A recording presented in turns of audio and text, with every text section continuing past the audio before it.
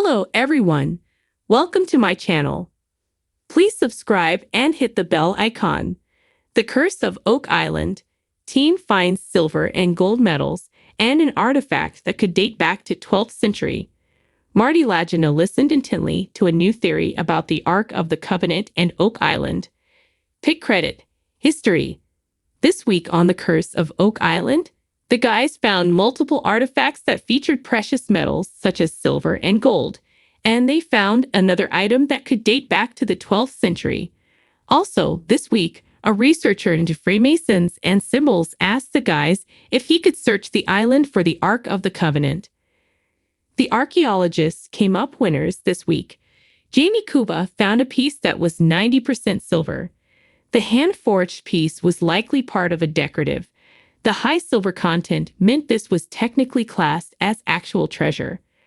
Archaeologist Laird Niven admitted that in 40 years, he had never found anything like it. So far, the guys don't know how old it is or where it came from. But last night, that didn't matter. They finally had treasure. On the same day, Jamie also uncovered a copper button gilded with a thin layer of gold. Archaeometallurgist Emma Culligan had more info about this one. She said it was likely an 18th century British artifact and probably belonged to a naval officer or someone of equally high standing. Emma was also on hand to examine another Lot 5 artifact recovered last week by Helen Sheldon, and this large hand-wrought iron spike threw up quite a surprise. Emma claimed that the high sulfur content and lack of manganese, combined with the purity of the iron, meant it likely dated back to the 1100s to the 1300s.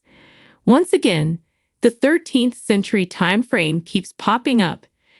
The object is a bit mysterious because they don't know its function. It's too thin to be a nail, and it's not a file, so more study is needed. All these items were found buried in the stone foundation on Lot 5.